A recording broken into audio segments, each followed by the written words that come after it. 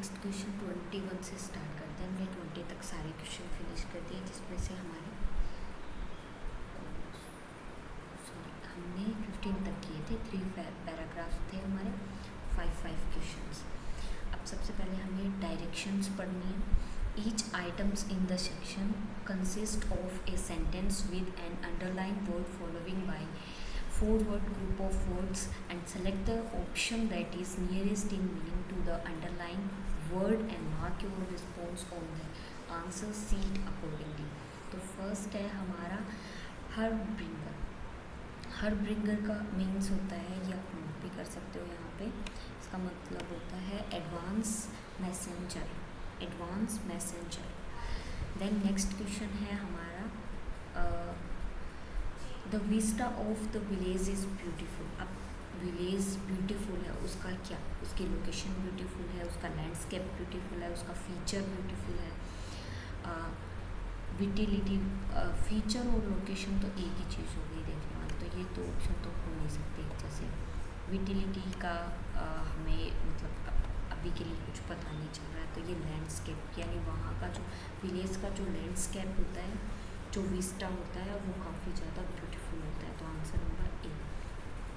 Her act was considered as most lamentable. Lamentable के according उसका act क्या था, कंसिडरेबल था, कंसिडर करने जैसा था, यानी एडोप्ट करने जैसा था, या देखो एप्रिशिएबल नहीं था, प्रशंसा नहीं की, एक्सेप्ट करने जैसा नहीं था, परमिशनल नहीं था, डिप्लोरेबल था। अब ये PLE है ना, ABLE, तो इसके भी जो लास्ट में इसका जो भी हमारा सिनोनिम्स होगा वो भी PLE के सेंस में ही आता है। जिस अकॉर्डिंग क्वेश्चन पूछा उस अकॉर्डिंग आंसर आता है। तो इसका होगा डिप्लोर करना, डिप्लोरेबल करना। The leader endurance paid and he won the election.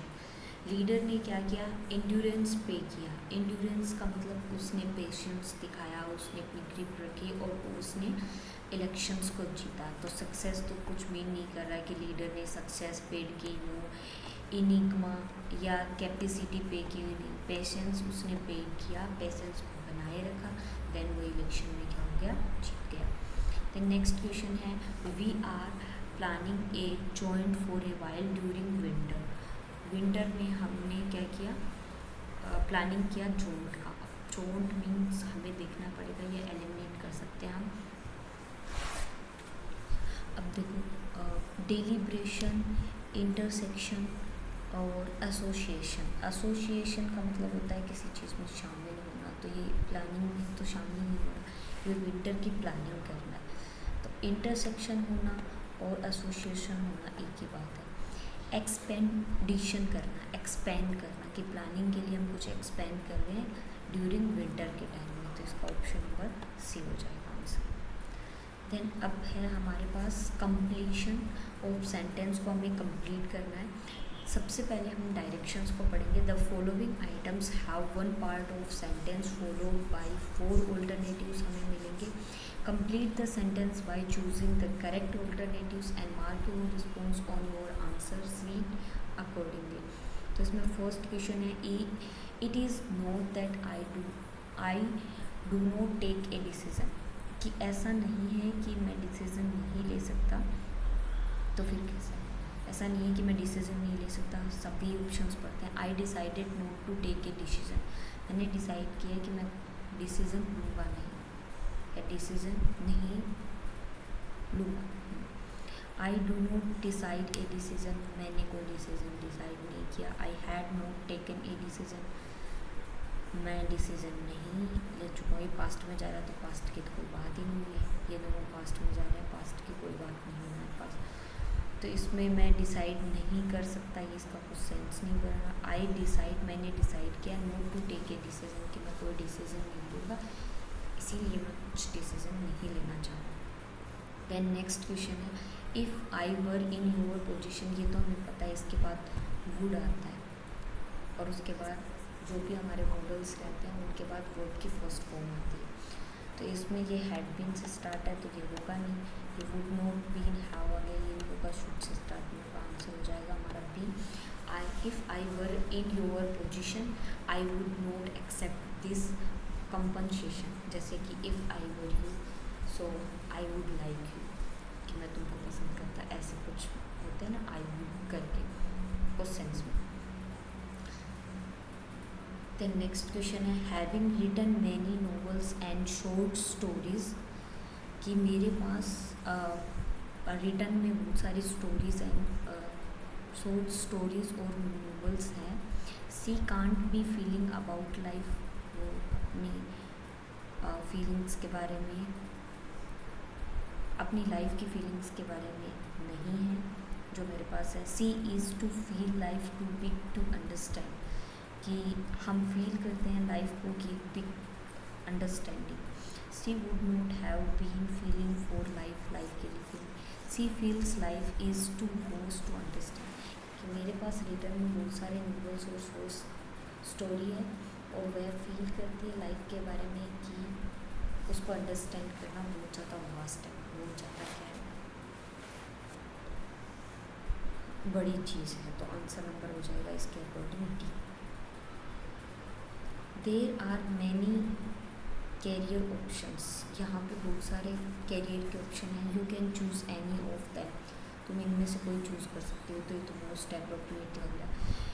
You can choose many, many नहीं आ सकता, मैनी तो कैरियर के बारे में कहा. इनमें से तुम कोई एक चूज़ कर सकते हो. जैसे कि पीछे के क्वेश्चन में आया था कि यहाँ बहुत सारे होटल है, इनमें से आप कोई सा भी होटल चूज़ कर सकते हो. तो you can choose any of them. None of them plurals के लिए आता है, वन ऑफ दैम भी नहीं होगा. तो इसका आंसर हो जाएगा A. You can choose any of them. Then next question है इफ़ यू हैड प्रिपेयर्ड. अब देखो यहाँ पे हैड प्लस वी थर्ड आया है, तो हमें ढूंढना है कि एक तो मॉडल्स होगा वुड और उसके बाद हैव प्लस वर्ब की थर्ड फॉर्म. तो यहाँ पे देखो विल आया नहीं होगा, यहाँ पे मस्ट आया नहीं होगा, यहाँ पे वुड हैव फेयरवेल हो सकता है, और यहाँ पे है you would have been farewell. यहाँ पे वर्ब का थर्ड फॉर्म आ गया तो ये नहीं आ सकता, तो ये आंसर भी नहीं होगा. तो option number D you have would have farewell हो जाएगा इसका आंसर. देन नेक्स्ट क्वेश्चन है हमारे पास where there is a will, कि तुम there is a will, where there is a will ये भी हो सकता है. There should be away, there is a way, there would have been away, there many have been a way.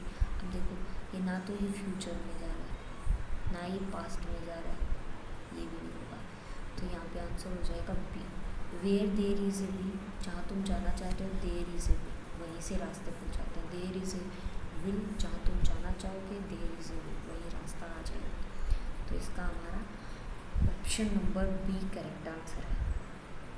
Then next it is getting dark, यह बहुत ज़्यादा dark है. Must I turn on the light, तुम्हें light का turn on करना चाहिए. Should I be turning the light, मुझे light on करनी चाहिए. शुड आई बी ना मे आई, क्या मैं लाइट को टर्न कर सकता हूँ. Can I turn on the lights, क्या मैं लाइट्स को ऑन कर सकता हूँ. सेंस आ रहा है उसकी कैपेसिटी पे कि यहाँ बहुत ज़्यादा डार्क है, क्या मैं लाइट्स को ऑन कर सकता हूँ. तो can I turn on the light. Answer number D. 28 once I met a traveller, एक बार मैं एक ट्रेवल से मिली. Who said he had been to an Asian place,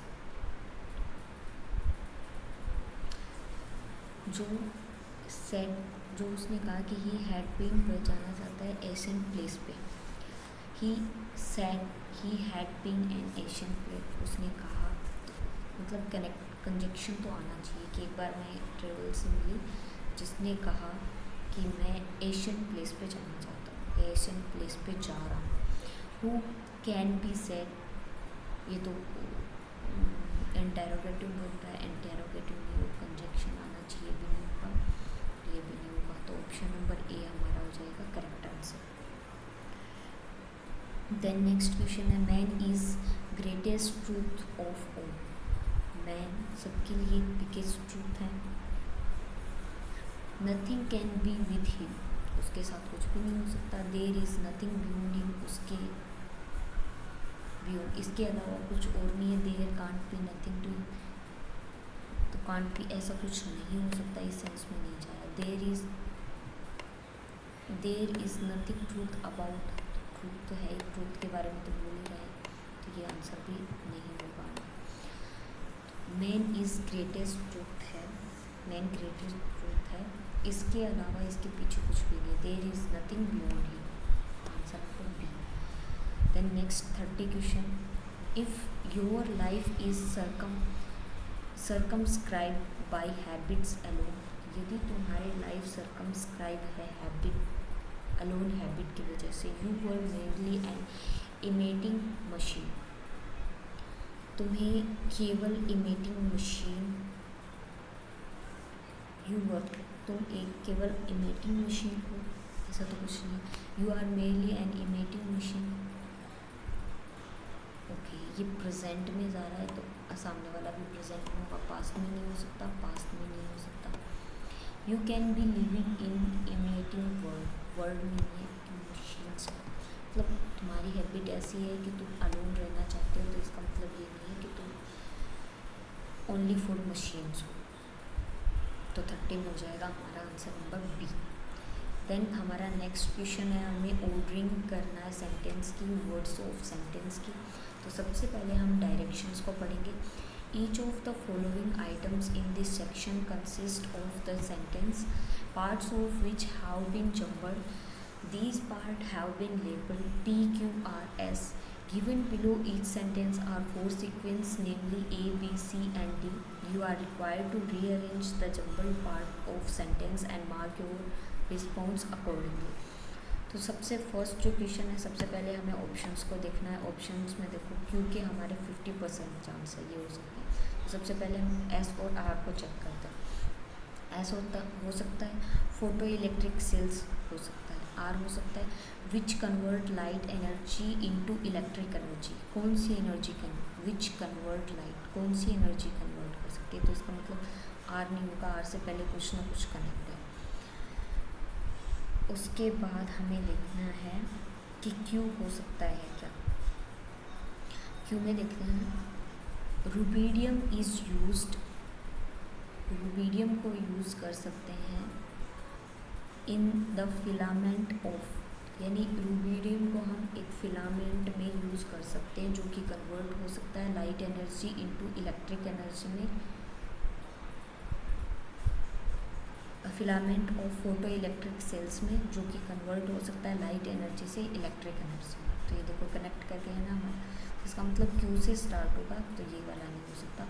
Q के बाद एस का सेंस बन रहा है, क्यू के बाद rubidium is used photo electric sales, नहीं, रुबीडियम को सीधा यूज़ नहीं कर सकते, रुबीडियम का यूज़ होगा used in, fixed position, used in the filament में यूज़ करेंगे, और फिर उस फिलामेंट को एक फोटो इलेक्ट्रिक सेल बनाएंगे जो कि कन्वर्ट हो सकता है लाइट एनर्जी से हमारा इलेक्ट्रिक एनर्जी में। तो ये कट हो जाएगा, आंसर नंबर ए हमारा करेक्ट ऑप्शन हो जाएगा। देन हमारा सेकंड है, इसमें देखो हमारे आर के चांसेस 50-50 है, आर हमारा हो सकता है, तो हम एस और क्यू को चेक करेंगे। एस हो सकता है on a word in which, on a word पर, तो इससे पहले कुछ ना कुछ तो कनेक्ट है, तो इसका मतलब एस तो नहीं हो सकता।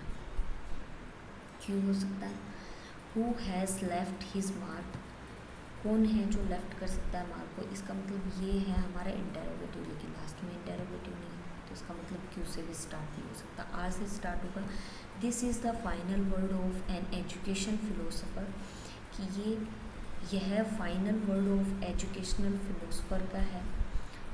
Who has left his mark, जो कि लेफ्ट कर सकता है मार्क को, या फिर ऐसा आएगा philosopher on a word in which, तो इसमें क्यू एप्रोप्रिएट ज़्यादा लग रहा है, क्यू ज़्यादा एप्रोप्रिएट है, तो एस का कोई सेंस नहीं बन रहा, तो हमारा राइट आंसर हो जाएगा डी। देख लेते हैं, this is the final word of an educational philosopher who has left his mark, वो अपने मार्क को छोड़ता है किस पर, on a world in which he urge so many to get involve, जो उसमें इन्वॉल्व रहता है बहुत सी चीज़ों में। 33rd आता है जिसमें से हमारे आर के चांसेस हो जाते हैं 50-50, लेकिन ये ज़रूरी नहीं है कि ये ही सही होंगे, लेकिन एक बार हम चेक करेंगे। क्यू और पी को चेक करते हैं, क्यू और पी और द अपोजिट अब और आए हैं, तो इसका मतलब कुछ ना कुछ इससे कनेक्टेड है। Where you say one thing, जहाँ तुम ये कहना चाहते हो वन थिंग्स, क्यू से हो सकता है मोस्ट प्रोबेबली, लेकिन पी से तो बिल्कुल भी नहीं होगा। अब आर से देखते हैं। Irony is a figure of speech, हो सकता है figure of speech. While you mean another or the opposite. अब इन दोनों तीनों का मीनिंग देखते हैं। एस के बाद आर आ सकता है या एस के बाद क्यू आएगा। एस के बाद आर, सॉरी आर के बाद S. While you mean another या फिर आर के बाद Q. Irony is the figure of speech where you say one thing. इरोनी एक स्पीच है जहाँ तुम बोल सकते हो one thing while you mean another or the opposite. उसके मीन में भी आप बोल सकते हो और अपोजिट में भी आप बोल सकते हो। तो सेकंड वाला ज़्यादा मीन दिया, तो इसका मतलब आर के बाद क्यू का एप्रोप्रिएट लग रहा है। इनोरी is a figure of speech है वेयर, जहाँ पे तुम से वन थिंग बोल सकते हो why you mean another or the opposite, उसके अपोजिट में भी बोल सकते हो और उसके मीन में भी बोल सकते हो। तो ऑप्शन नंबर सी हमारा करेक्ट आंसर हो जाएगा। देन नेक्स्ट क्वेश्चन है हमारा, नेक्स्ट क्वेश्चन है इसमें चेक करेंगे हम लास्ट में आर को, उससे पहले क्यू और एस को चेक करते हैं। In the Middle east has changed, हो सकता है कि मिडल ईस्ट में जो चेंज हो चुके हैं। S the life style of the people, people की लाइफ स्टाइल, तो ये तो ऑब्जेक्टिव पार्ट है तो पहले नहीं आ सकता क्योंकि हेल्पिंग वर्ब कुछ तो होता, सीधा ही ऑब्जेक्ट दे रखा है, तो इसका मतलब एस से तो बिल्कुल भी स्टार्ट नहीं। देन नेक्स्ट हम देखते हैं इसमें आर से, the discovery of petroleum, petroleum की जो डिस्कवरी हुई है।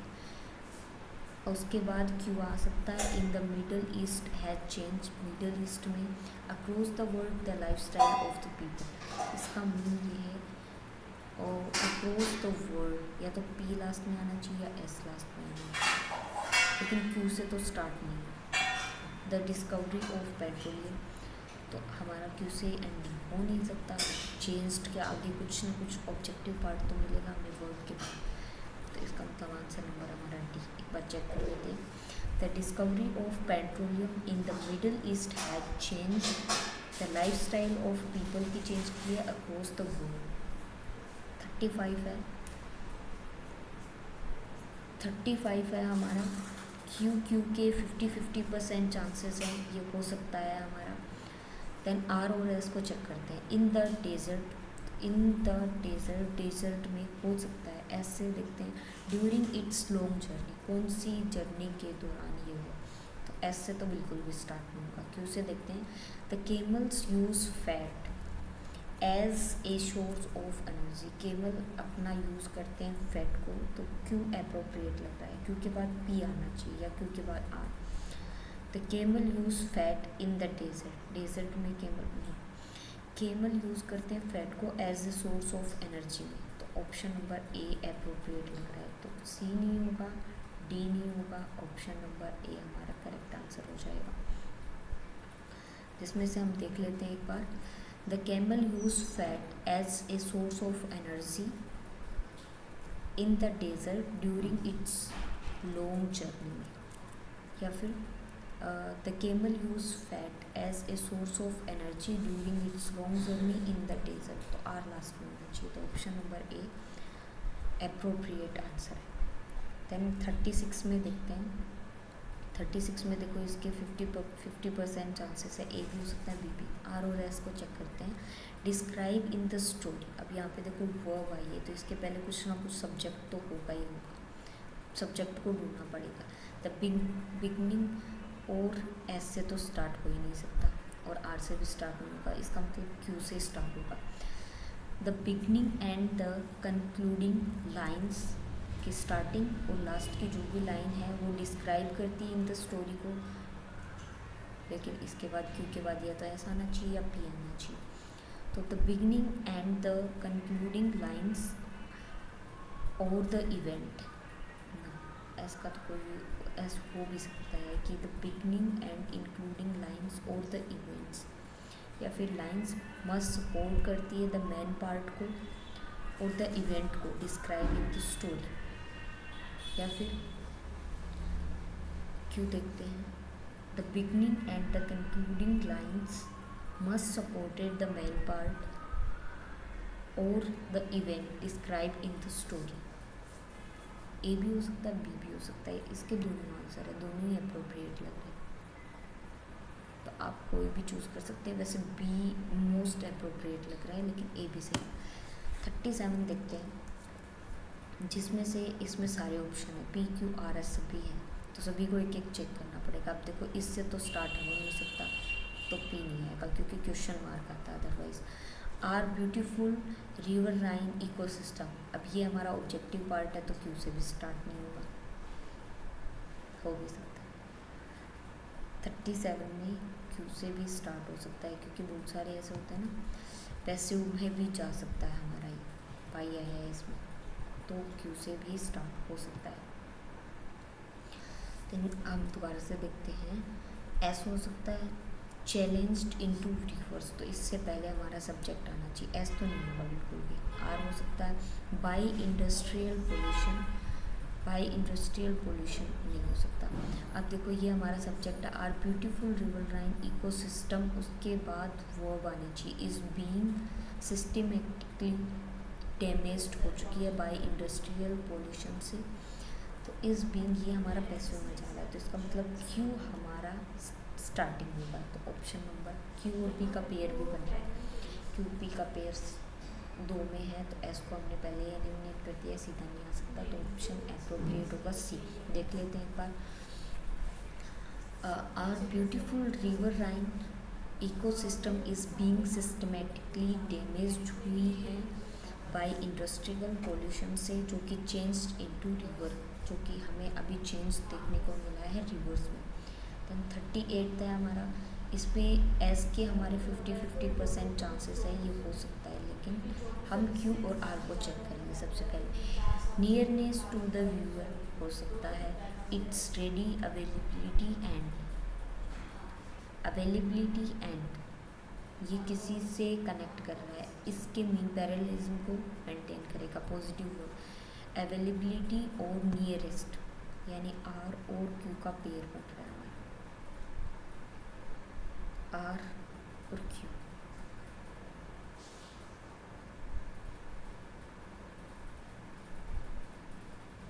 आर और क्यू, आर के बाद क्यू आना चाहिए, ये नहीं होगा, ये भी नहीं होगा, ये भी नहीं होगा, तो इसका मतलब ऑप्शन नंबर हमारा बी होगा, क्योंकि आर और क्यू का पेयर सिर्फ एक में है। ये एंड क्या करता है, पैरेललिज्म को मेंटेन करता है, तो अवेलेबिलिटी और उसका नियरेस्ट चेक करते हैं एक बार। The television screen is changing the film industry due to its ready availability and nearest to the viewers में चेंजमेंट हमें देखने को मिले। दैन 39 अब देखते हैं, इसमें सारे ऑप्शंस हैं, तो देखते हैं हो सकता है क्या। He is a fool, it is that हो सकता है। Other think intelligently, it is not that he does not think, it is not that he does not think, ऐसा नहीं हो सकता कि वो सोच नहीं रहा है। He is a fool, it is that other think intelligently,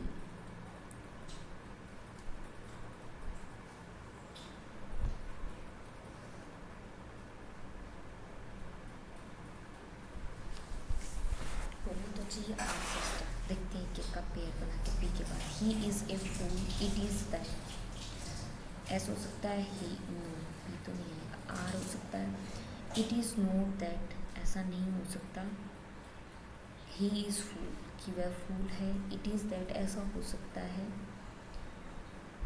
ऐसा हो सकता है ही does not think other think intelligent, कि वह सोच नहीं रहा जो कि दूसरे सोच रहे हैं, हो सकता है।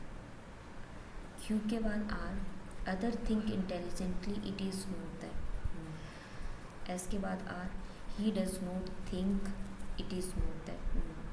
तो हमारा ऑप्शन नंबर बी हो जाएगा करेक्ट।